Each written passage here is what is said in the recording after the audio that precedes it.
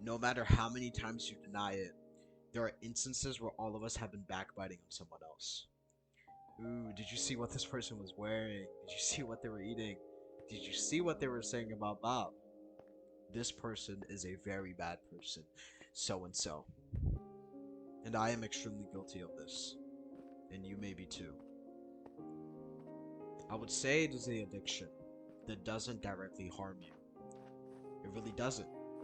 It has been so normalized where it goes over all of our heads.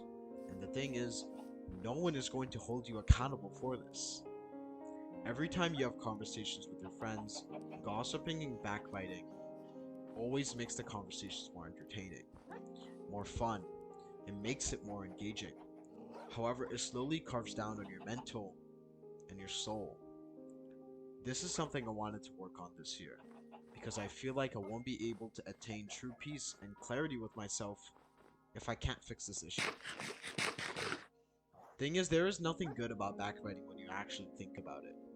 It just feels good in the moment. But when you are done having that conversation, maybe not for you, but for myself, I feel like I have a big sense of emptiness. And I question, why did I even say anything? The thing is, backbiting uses the primary emotions such as anger, jealousy, envy, and hatred. The big thing regarding all of these emotions is that they are all negative. They are fueled by pure negativity. They are covering up your insecurities, your loneliness, and your satisfaction with your own life. This problem is so rooted within society that it will take a while for you and me to fix, because it is an indirect addiction, which you will need to consistently keep in mind because it doesn't harm you in any physical way. Our first fix for myself going into addiction of backbiting was calling it out within conversations. And you might ask, what do I mean by that? When you are having conversations with your friends, start to acknowledge that either they are backbiting or you are. And if they get mad at you for saying that, I am sorry, man. I'm sorry, but they are not your friend. They are not someone that's looking out for you. They are not someone that's wanting you to become better. The thing is, no matter who you ask, we all know that backbiting is bad, and it is the emotion that it just happens. We subconsciously do it. It just comes out of nowhere at times.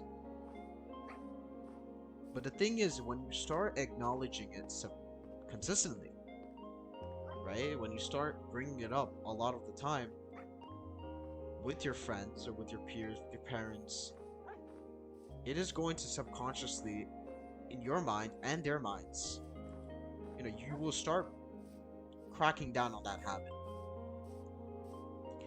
And I am not saying it's going to fix very fast. It is a process. You need to build on it, and you need to find ways to start working towards it. And if you take into consideration that you are talking to hundreds of people, you're meeting so many people in your life that maybe they're not putting it into their heads that they are doing it so often, that you might also start bringing it up yourself too. You might start backbiting. You might, talk smack behind that person. And that's going to happen. That will happen. But it really all comes down to intention. If you want to better yourself on a mental level, you need to be thinking about, how can I say what I want to say in a different way?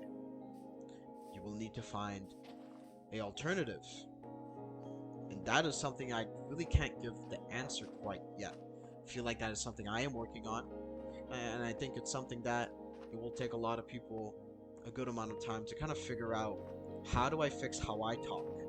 And how do I fix these negative emotions infiltrating my head and making me say things that are not inherently good for my soul and my mental. But yeah, I hope you guys are doing well, and see you guys